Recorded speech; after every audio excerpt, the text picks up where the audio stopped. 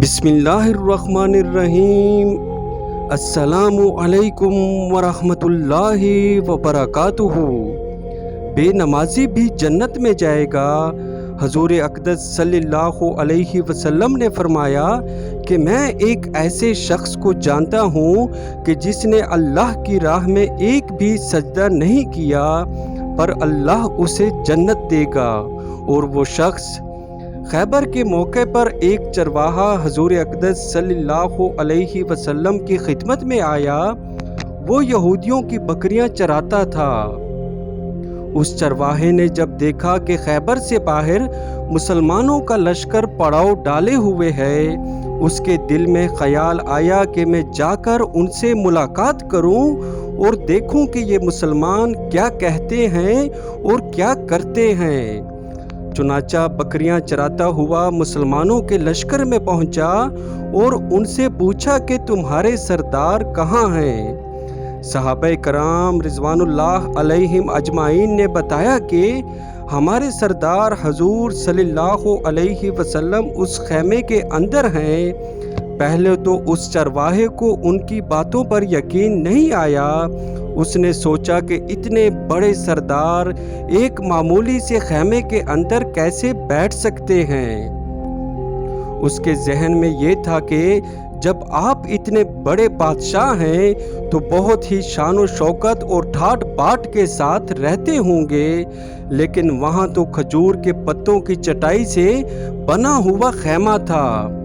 خیر، وہ اس خیمے کے اندر آپ صلی اللہ علیہ وسلم سے ملاقات کے لیے داخل ہوا اور آپ صلی اللہ علیہ وسلم سے ملاقات کی اور پوچھا کہ آپ کیا پیغام لے کر آئے ہیں اور کس بات کی دعوت دیتے ہیں۔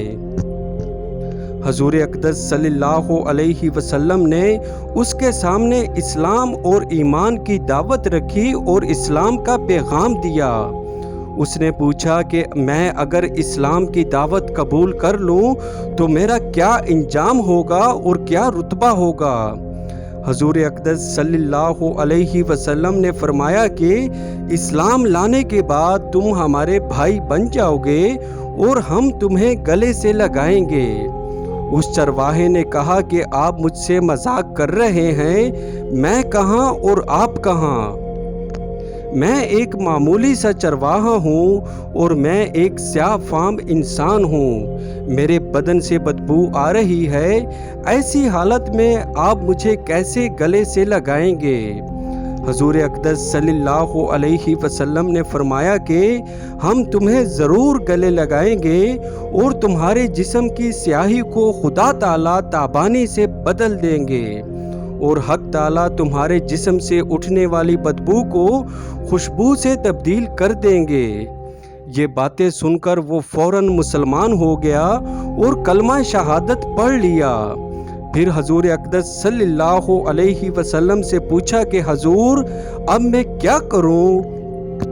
آپ صلی اللہ علیہ وسلم نے فرمایا کہ تم ایسے وقت پر ایمان لائے ہو کہ نہ تو اس وقت کسی نماز کا وقت ہے کہ تم سے نماز پڑھواؤں اور نہ ہی روزہ کا زمانہ ہے کہ تم سے روزے رکھواؤں، زکوٰۃ تم پر فرض نہیں۔ اس وقت تو صرف ایک ہی عبادت ہو رہی ہے جو تلوار کی چھاؤں میں انجام دی جاتی ہے، وہ ہے راہ خدا میں جہاد۔ اس چرواہے نے کہا حضور میں اس جہاد میں شامل ہو جاتا ہوں، لیکن جو شخص جہاد میں شامل ہوتا ہے اس کے لیے دو میں سے ایک صورت ہوتی ہے، یا غازی یا شہید۔ تو اگر اس جہاد میں شہید ہو جاؤں تو آپ صلی اللہ علیہ وسلم میری کوئی ضمانت لیجئے۔